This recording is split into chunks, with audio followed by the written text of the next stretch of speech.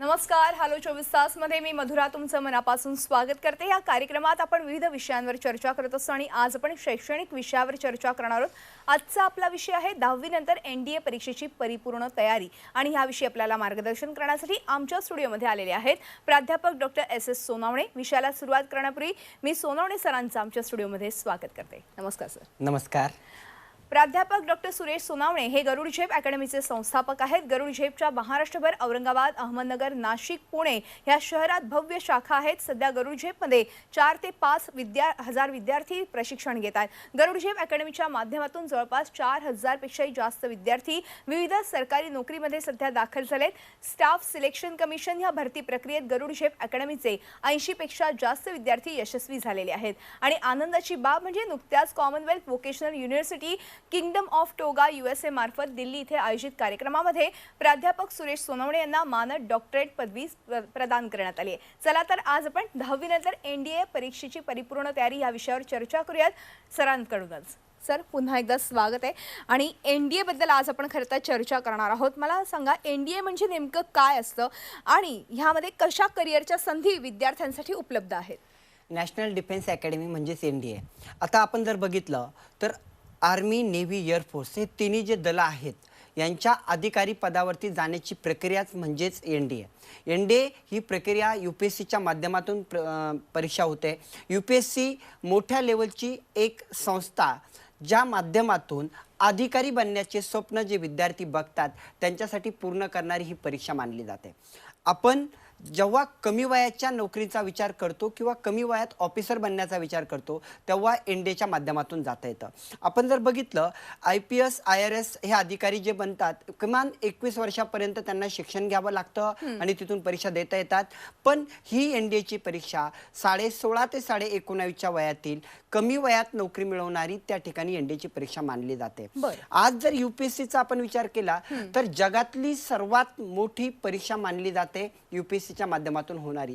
त्यातलाच एक भाग एनडीएच्या माध्यमातून असतो.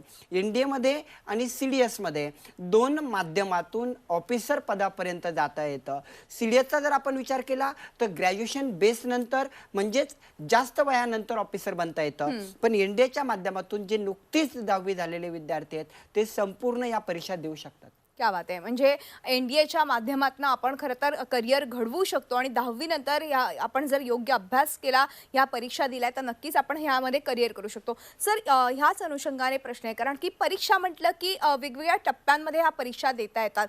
तर ह्यासाठी एनडीएसाठी कुठकुठल्या टप्प्यांमध्ये हे परीक्षा देता येतात त्याबद्दल काय सांगाल?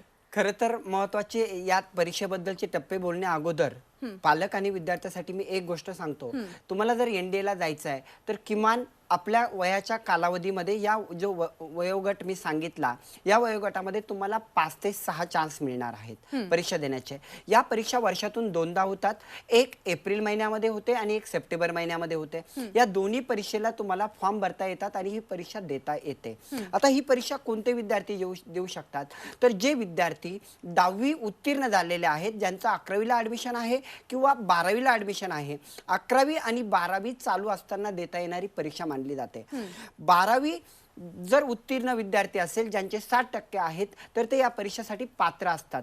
मग हेच विद्यार्थी परीक्षा देऊ शकतात का? मुळात नाही. जे विद्यार्थी 11वी करत आहेत ते सुद्धा ही परीक्षा देऊ शकतात. याची पूर्व परीक्षा जी लेखी परीक्षा आपण मानतो ती 900 मार्काची असते. म्हणजे पहिला टप्पा लेखी परीक्षेचा असतो. आणि या पहिल्या टप्प्यातून जे विद्यार्थी उत्तीर्ण होतील, चांगले मार्क्स मिळवतील ते पुढे जातात. बरं. आता जो पहिला टप्पा आहे त्यामध्येही 2 भाग करण्यात आलेले आहेत. पहिला पेपर असतो गणिताचा ज्यामध्ये तुम्हाला 300 मार्कांचा पेपर द्यायचा आहे आणि या परीक्षेमध्ये तुम्हाला चांगले मार्क मिळवायचे आहेत. आणि विद्यार्थ्यांनो एक लक्ष द्या की गणितात जर तुम्हाला कमी मार्क पडले तर दुसरा तुमचा 600 मार्काचा जो GSचा पेपर असेल तो चेक सुद्धा होत नाही. म्हणजे पहिल्या पेपरमध्ये तुम्हाला पास होणं आणि चांगले मार्क मिळवणं अनिवार्य असतं. म्हणून पहिल्या टप्प्याला सर्वात जास्त महत्त्व आहे. लेखी परीक्षा ही एनडीएची पाया असतो आणि त्या पायाला जर आपण चांगल्या पद्धतीने पार केलं तर नक्कीच आपण दुसऱ्या टप्प्यात जातो. आता दुसरा टप्पा कोणता तर तो असतो SSBचा इंटरव्ह्यू. म्हणजेच मुलांना त्या ठिकाणी मुलाखत द्यायची आहे आणि या मुलाखतीच्या माध्यमातून SSB त्यांची एनडीएच्या मध्ये सिलेक्शन करते. आता SSBचा इंटरव्ह्यू काय असतो तो समजून घ्या. SSBचा इंटरव्ह्यू म्हणजेच तुम्ही ज्या पद्धतीने इंटरव्ह्यूला जातात, तुम्ही कशा पद्धतीने वर्गात प्रवेश केला आणि समोर जे पॅनल बसलेले त्यांच्यासमोर कसे उभे राहिलेत, इथून त्याची मत म्हणजे गुण विभागणी होते. आणि या गुणामध्ये तुम्हाला चांगल्या पद्धतीने विचार करावा लागतो की माझे मार्क किती वाढले पाहिजेत, किती मार्कांपर्यंत मी पोहोचलो पाहिजे, माझी बोलण्याची शैली किती आहेत, मी किती चांगल्या पद्धतीने बोलू शकतो, शरीराचे हावभाव काय आहेत, आणि त्यानंतर आपण कशा पद्धतीने प्रश्नाची उत्तरे देतो. या SSBच्या एंट्रीचे जे काही टप्पे आहेत ते तुम्ही पूर्णपणे 10वी नंतर 11वी 12वी शिकत असताना त्या ठिकाणी शिकणं गरजेचं आहे. आणि याची सगळ्यात जास्त तयारी विद्यार्थ्यांना करावी लागते. आणि ती जर लवकर केली तर नक्कीच SSBच्या इंटरव्ह्यू मध्ये सुद्धा तुम्हाला त्या ठिकाणी अपयश येऊ शकत नाही. मुख्यतः NDA ला जाण्यासाठी दोन्ही टप्पे महत्त्वाचे आहेत. म्हणून लेखी परीक्षा आणि मुलाखत या दोन्हींचा जर विचार विद्यार्थ्यांनी केला आणि चांगल्या पद्धतीने तयारी केली तर तेच विद्यार्थी NDAच्या माध्यमातून जाऊ शकतील. कारण निकालाचं प्रमाण 1%, 2%, 3% असतं. आता बाकी परीक्षेमध्ये आपण डायरेक्टली सांगतो की एवढे विद्यार्थी लागू शकतात, एवढे विद्यार्थी लागतात, बरेचसे विद्यार्थी लागलेले आहेत. पण NDA मध्ये तुम्हाला चांगल्या विद्यार्थी आणि करून घेणारे प्राध्यापक या दोघांचा संयोग जर असेल तेच विद्यार्थी सक्सेस होतात. बाकीच्या विद्यार्थ्यांना नंतर नेव्ही एअरफोर्स मधील बाकी खालच्या दर्जांच्या परीक्षा द्याव्या लागतात. बरोबर. आणि मला वाटतं की जर NDA मध्ये तुम्हाला करिअर करायचं असेल, कारण की पाया भक्कम असणं आवश्यक आहे, जसं आता सांगितलं सरांनी तसं, की पहिला टप्पा हा अत्यंत महत्त्वाचा आणि लेखी परीक्षा NDA मध्ये सगळ्यात महत्त्वाची असते. आणि ह्या सगळ्याची तयारी नेमकी कशी करायची ह्याबद्दलचं मार्गदर्शन तुम्हाला गरुड झेप अकॅडमी तर करणारच आहे. तुम्हाला जर अधिक माहिती हवी असेल तर खाली दिलेल्या नंबरवरती तुम्ही संपर्क साधा आणि त्याचबरोबर गरुड झेप अकॅडमीच्या माध्यमातून तुम्ही या सगळ्याचं प्रशिक्षण घ्या. स्वतः सर या संदर्भात तुम्हाला मार्गदर्शन करणार आहेत. सर, अजून एक महत्त्वाचा प्रश्न तो म्हणजे NDA ही परीक्षा तुम्ही जसं म्हणालात इतर परीक्षांपेक्षा म्हणजे एअरफोर्स नेव्ही ह्यापेक्षाही वेगळी असते. ही वेगळी का असते, ह्या परीक्षेचं स्वरूप वेगळं का असतं, त्याबद्दल काय सांगाल? मी पहिलेही बोललो की सगळ्यात कमी वयात ऑफिसर बनायचं आहे. ऑफिसर म्हणजे lieutenant general, brigadier, air chief marshal, मोठ्या मोठ्या पदापर्यंत पोहोचायचं आहे. ज्या लेवलची कलेक्टर दर्जाची परीक्षा आपण देत असो तर नक्कीच ती परीक्षा थोडी कठीण असते. बरोबर. आता आपण कठीण मानतो त्यावरती ती कठीण होते. जे करणारे विद्यार्थी त्यांना ती सोपी असते. आता करणारे विद्यार्थी कोणते आहे तर योग्य वेळी त्यांनी निर्णय घेतला आणि परीक्षेला कठीण न मानता एक एक टप्पा ते पार करत गेलेत. आपल्याला मिळणारे जे चान्स आहेत, ज्या ठिकाणी तुम्हाला पहिला पेपर देता येईल एप्रिलला, त्यानंतर सप्टेंबरला देता येईल, पहिल्यामध्ये अपयश आलं, दुसऱ्यामध्ये आपली ती कंटिन्युटी म्हणजे अभ्यास चालू ठेवला, दुसऱ्यामध्ये आपल्याला यश येण्याचा प्रयत्न केला, असे विद्यार्थी सक्सेस होतात. निकालाचं प्रमाण भारतामधून ही परीक्षा घेतली जाते. म्हणजे जेव्हा सेंट्रल गव्हर्नमेंटच्या ओव्हरऑल इंडिया जर परीक्षा चालत असेल तर नक्कीच कॉम्पिटिशन त्या ठिकाणी मोठं असणार आहे. मग आपण त्यात टिकायचं आहे तर नक्कीच NDAच्या परीक्षेला सोपं समजून चांगली तयारी करणं गरजेचं आहे. आता या परीक्षेबद्दल बोलताना मी पहिलेही बोललो की जेव्हा तुम्ही NDAच्या परीक्षेला सुरुवात करता तेव्हा तुम्हाला 11वी 12वीचा अभ्यासक्रम पूर्ण करायचा असतो आणि NDAचा अभ्यासक्रम पूर्ण करायचा असतो. काही मुलांवरती या गोष्टीचा लोड येतो तर तो लोड मुळात नाही आहे. जो 11वी 12वीचा अभ्यासक्रम आहे तो 70% सिलेबस तुम्हाला NDAच्या परीक्षेला आहे. म्हणजे दोन्ही अभ्यासक्रम तुम्ही सोबत घेऊन जाऊ शकतात. बरेचसे विद्यार्थी असे बघायला मिळाले आहेत की जे 12वी झाल्यानंतर NDAच्या तयारीकडे येतात. त्यावेळेस त्यांचं वय असतं 18 वर्ष पूर्ण झालेलं. आता 1.5 वर्षात नक्कीच या ठिकाणी NDAची परीक्षा निघू शकणार नाहीये आणि सिलेबस पूर्ण होणार नाही किंवा त्यांच्याकडून पेपर पुरेपूर लिहिणं होणार नाही. हे जे कारण असतात त्यामुळे निकाल कमी येतो आणि आपण म्हणतो की परीक्षा कठीण आहे. मुळात जर 10वी पासून तुम्ही पूर्ण त्या ठिकाणी तयारी केली तर नक्कीच आपल्याला पूर्ण 5च्या 5 पूर्णपणे फोकस आपण त्या NDAच्या परीक्षांवर केला तर नक्कीच त्याचा फायदा त्या विद्यार्थ्यांना होतो. या परीक्षा आपण उत्तीर्ण चांगल्या प्रकारे होऊ शकतो. म्हणजे 11वी 12वीचा आपण विचार काही दिवसांसाठी बाजूला ठेवून फक्त NDAच्या परीक्षांवरती फोकस करणं तितकंच महत्त्वाचं आहे. बरोबर. बाजूला म्हणणं तर नाही म्हणणार, कारण 11वी 12वी करणं तितकंच महत्त्वाचं आहे. आता प्रश्न इथं विद्यार्थ्यांना हा पण निर्माण होतो, मला 11वीला ऍडमिशन घ्यायचं, मी कोणत्या शाखेत जाऊ? ज्यांना NDA करायचं आहे त्यांनी सायन्स शाखेला जाणं गरजेचं आहे. कारण जर आपण सायन्स शाखेला नाही गेलो तर नेव्ही एअरफोर्सचे दार आपले बंद होतील, आपल्याला तिकडे जाताच येणार नाही. म्हणजेच निकाल लागल्या पासून ऍडमिशन घेईपर्यंतची प्रोसेस सुद्धा महत्वाची आहे.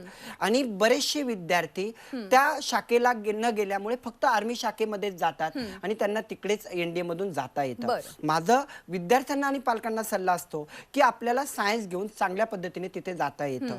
आणि योग्य वेळ का बोललो की जर तुम्ही 1 वर्ष घातलं तर तुमचे 2 चान्स गेलेत, म्हणजे 6 चान्स मिळणार होते, 4 चान्स बाकी राहतात.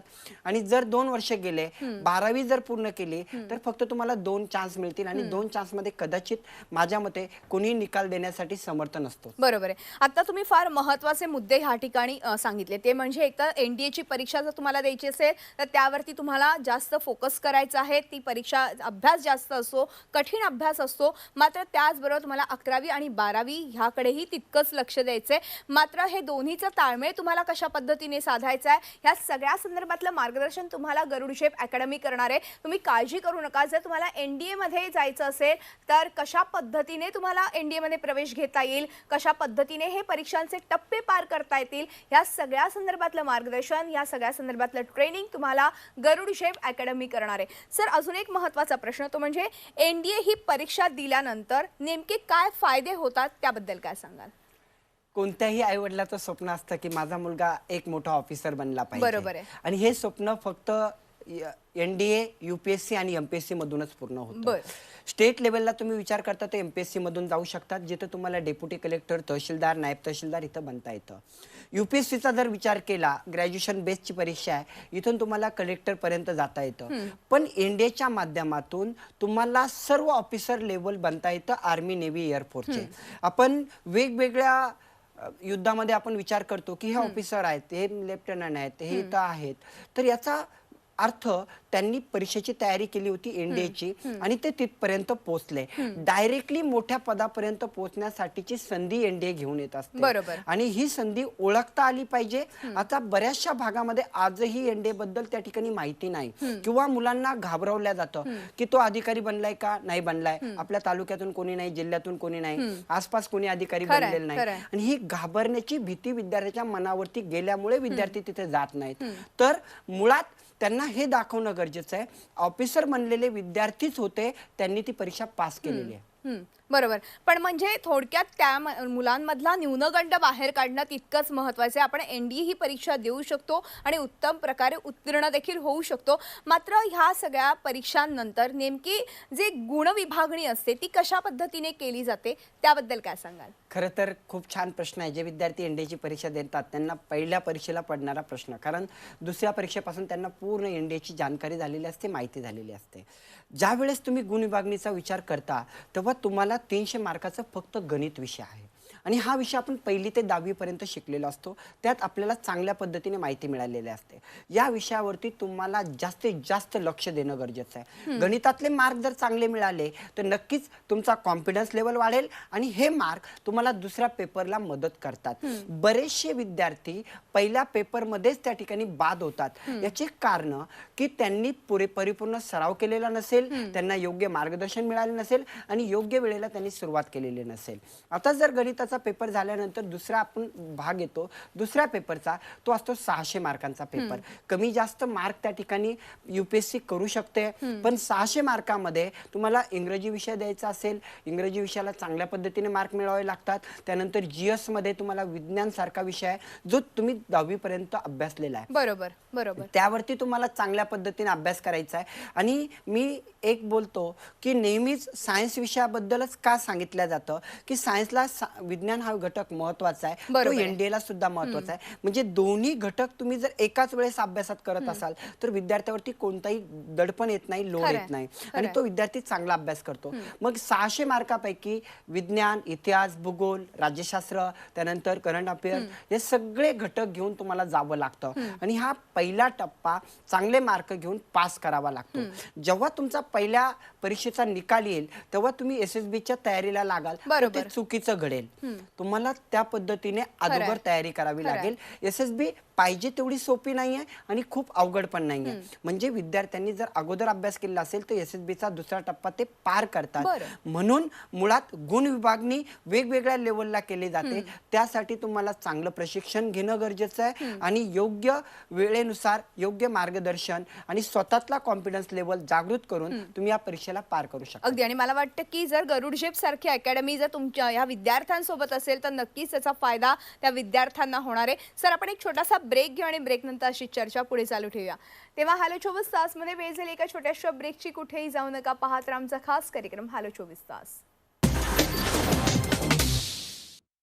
ब्रेक नंतर हॅलो 24 तास मध्ये आपलं पुन्हा एकदा स्वागत आहे. आणि आज आपण 10वी नंतर NDA परीक्षेची परिपूर्ण तयारी या विषयावर चर्चा करतोय आणि माझ्या सोबत आहेत या विषयातील तज्ञ सर सोनवणे सर. आपण पुन्हा एकदा चर्चेकडे येऊया. सोनवणे सर, खरं तर आपण ब्रेकवर जाण्यापूर्वी एकूणच NDAच्या लेखी परीक्षेची कशी तयारी करायची याबद्दल जाणून घेतलं. मात्र फार महत्त्वाचा मुद्दा तो म्हणजे मैदानी तयारी. ही कशा पद्धतीने करायची त्याबद्दल काय सांगाल? विद्यार्थ्याचं मनोबल वाढवण्यासाठी सर्वात महत्त्वाचा असतं तो मैदानी चाचणीमध्ये फिट पाहिजे. म्हणजेच त्याची शारीरिक क्षमता जर चांगली असेल, आता गुणांचा आपण विचार करणार नाहीये. इथं गुणांचा विचार करण्यापेक्षा आपण फिजिकली कसं चांगल्या पद्धतीने असू याचा विचार करावा लागेल. मी पहिलेही बोललो की इंटरव्ह्यूला तुम्ही जेव्हा आतमध्ये प्रवेश करता तिथून तुमची गुण विभागणी होते. फिजिकली जर आपण चांगल्या पद्धतीने ऍक्टिव्ह असू तर नक्कीच आपल्या इंटरव्ह्यूवरती त्याचा परिणाम होईल, चांगले मार्क आपल्याला मिळतील. फिजिकली तयारी करणारी मुलं जे दररोज 2 ते 3 तास सराव करतात, चांगले प्रशिक्षक त्यांच्याकडून करून घेतात, ते विद्यार्थी अभ्यासामध्येही देखील पुढे जातात आणि कुठेही बिमार पडणार नाही, त्यांच्यामध्ये त्या ठिकाणी न्यूनगंड येणार नाही. ह्या घटना त्या ठिकाणी फिजिकल ऍक्टिव्हिटीतून दूर होतात. जेव्हा आपल्या शरीरयष्टी आपल्याला साथ देते नक्कीच आपल्या अभ्यासावरती परिणाम होतो. म्हणून NDAची तयारी करताना फिजिकल ऍक्टिव्हिटीवरती लक्ष विद्यार्थ्याचं असावं आणि त्यांनी ती चांगल्या पद्धतीने तयारी करावी, ज्याचा परिणाम आपल्या निकालावरती पॉझिटिव्ह होत असतो. अगदी. पण मग मुलाखत देताना कशी मग तयारी करायची?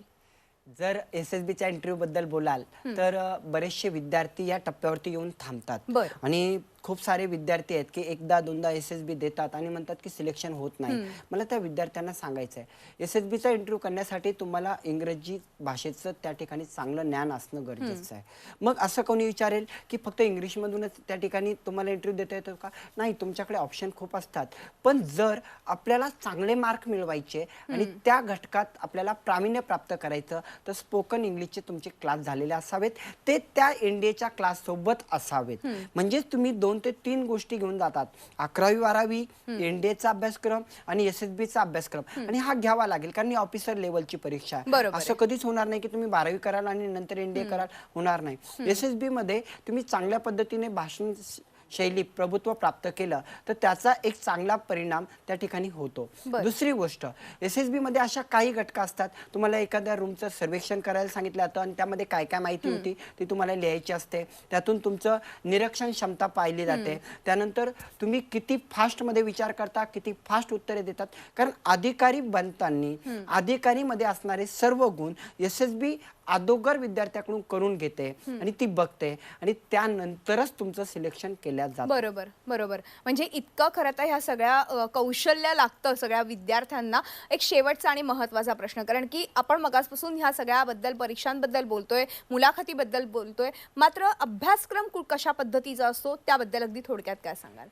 ज्यावेळेस NDAच्या अभ्यासक्रमाबद्दल मी जाईल तेव्हा एकच सांगेल की पहिल्याच अटेम्प्टमध्ये तुमची NDA निघेल ही मनातली जी कल्पना आहे ती मुळात खोटी आहे. तुम्हाला तयारी करत असताना किमान 1 ते 1.5 वर्ष पूर्ण द्यावं लागेल. हा सिलेबस समजून घ्यावा लागेल. दर रविवारी तुम्हाला परीक्षा द्याव्या लागतील, टेस्ट सिरीज द्याव्या लागतील. त्याचे मार्क्स पालकांना कळणं गरजेचं आहे, विद्यार्थ्यांना स्वतःला समजणं गरजेचं आहे मी कोणत्या विषयात कमी पडलो.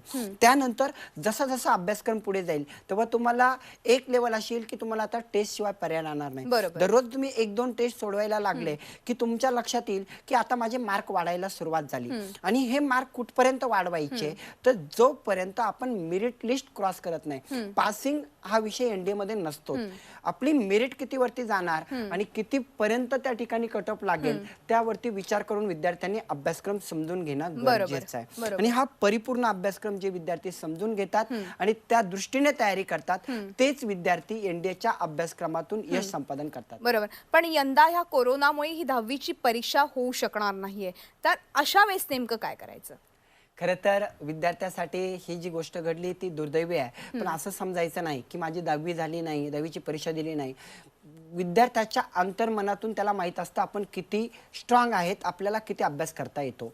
पालकांना हे माहीत असतं माझा विद्यार्थी कोणत्या लेवलचा आहे. एनडीएला टाकणारे विद्यार्थी त्या लेवल त्यांनी गाठलेली पाहिजे. अभ्यासक्रमात पूर्वीपासून त्यांची त्या ठिकाणी पकड पाहिजे आणि हे विद्यार्थी नक्कीच एनडीए करू शकतात. जी 10वीची परीक्षा झाली नाही म्हणून निगेटिव्ह व्हायचं नाही, कारण आता शासनाने जाहीर केलंय की आता 10वी तुम्ही पास आहात. याचा अर्थ तुम्ही स्वतः पास झालेले आहात, आता तुम्हाला 11वीला प्रवेश घ्यावाच लागेल. पण 11वीला प्रवेश घ्यायचा म्हणजे एनडीएच्या तयारी सोबत घ्यायचा. फक्त 11वी करणारे विद्यार्थीच जर असतील ते एनडीएत मुळात कधीच जाऊ शकणार नाही. तुम्हाला दोन्ही तयारी एकाच ठिकाणी जर भेटत असतील तरच तुम्हाला तिथं पोहोचता येईल. आणि एनडीएच्या परीक्षेबद्दल मी एक अजून पालकांना सांगेल, जर एनडीएच्या परीक्षेमध्ये काही पालकांचे असे प्रश्न असतात की एनडीएत जर विद्यार्थी सक्सेस झाला नाही तर त्यांनी काय करायचं, एवढे आपण तयारी करायची आणि त्यानंतर, तर ह्या विद्यार्थ्यांना एनडीएच्या माध्यमातून जर नोकरी नाही मिळाली तर नेव्ही एअरफोर्समध्ये आपण ज्या विषयावरती बोललो की MR, SSR, S group, Y group, हे विद्यार्थी सहज त्या परीक्षा पार करतात. कारण हे मोठ्या लेवलची तयारी करणारे विद्यार्थी छोट्या परीक्षा कधी काढतात हे कळत पण नाही. मी असे पण विद्यार्थी बघितलेत की 1-1.5 वर्षात त्यांनी MR ची एनडीएची तयारी करताना पेपर काढलेले आहेत, नोकरी मिळवली, म्हणजे त्या पालकांनी थांबवलं. असं म्हणायला हरकत नाही की जरी एनडीए मध्ये तुम्हाला यश नाही मिळालं तरी देखील आपल्याकडे आज विविध ऑप्शन्स उपलब्ध आहेत, त्याचा नक्कीच विद्यार्थी फायदा घेऊ शकतात. सर, वेळ संपल्यामुळे आज आपल्याला इथेच थांबावं लागतंय, मात्र तुम्ही आलात आणि खूप छान आणि मोलाचं मार्गदर्शन केलं, त्याबद्दल मनपूर्वक धन्यवाद. धन्यवाद. आणि यानंतर हॅलो 24 तास मध्ये आज आपण इथे संपतो. तुम्ही पाहत राहा आमचा खास कार्यक्रम हॅलो 24 तास.